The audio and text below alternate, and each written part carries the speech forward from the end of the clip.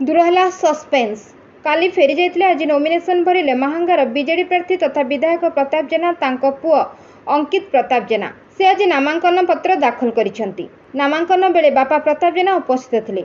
अल्प संख्यक समर्थकों सह से रिटर्निंग ऑफिसर निकट में प्रार्थीपत्र दाखल करिसेंती। निर्वाचन में महांगार विकास प्रमुख प्रसंग रहिबो। बापा जो विकास करिसेंती ताको आगे नेबी बोली कहिसेंती अंकित।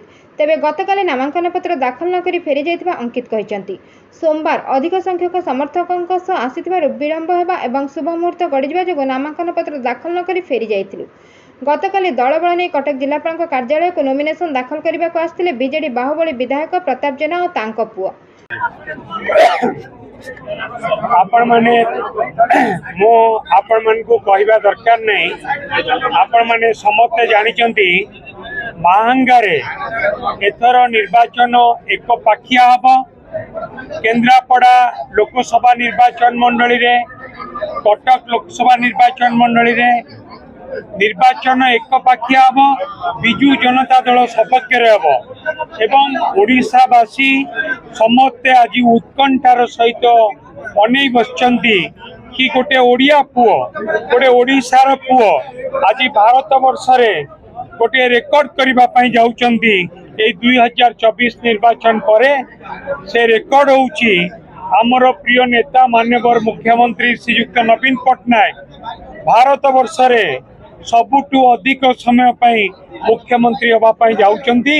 जोथि पई कि 2024 निर्वाचन को समग्र ओडिशावासी जो माने ओडिशा रे अछंती जो माने ओडिशा बाहर अछंती समस्ते उत्कंठार सहित अपेक्षा करचंती कि से रेकर्ड करे कि नवीन पट्टनायक को षष्ठ थर पई मुख्यमंत्री सबुठु अधिक समय पई मुख्यमंत्री करे कि से गर्व आ गौरव ओडिशावासी हासिल करबा पई उत्कंठार सहित अपेक्षा करिसंती।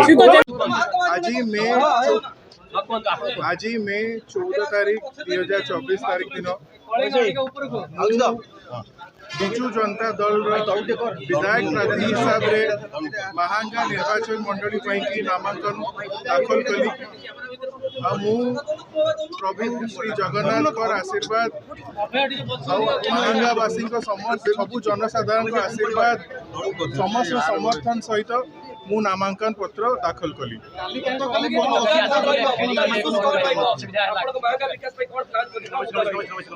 महांगारे विगत 15 वर्ष हेलानी बहुत उन्नतिमूलक काम होइछि।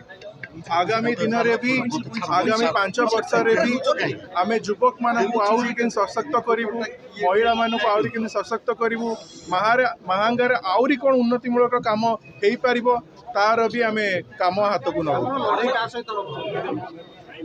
एथरक लड़ई एक फारका हम बिजु जनता दल सपोर्ट रे हम आ बिजु जनता दल एथरक बहुत मात्रा रे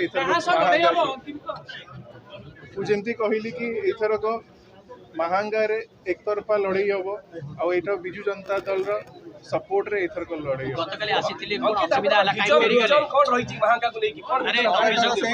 महांगा रे बहुत काम आगु को हो पार। बहुत महांगा गोटे संस्कृतिर माटी, महांगा गोटे लिटरेचर रो माटी, महांगा रे बहुत हिस्टोरिक इवेंट्स विगत दिन में।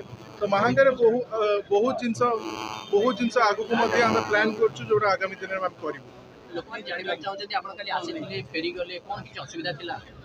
काली गत काली आपण मैंने देखिए कि जन समर्थन आम प्रति रहिला समस्त धन्यवाद देवी। काली जेहेतु बहुत विलंब आमर जो पदयात्रा चलिके आसला बहुत विलंब सरला। आम जो शुभ मुहूर्त जो थे आम चाहिलु जो थे कि नामांकन करिया सेटा जेहेतु विलंब हो गला से आम काली न करके आज कर। Bureau report 51 news agency.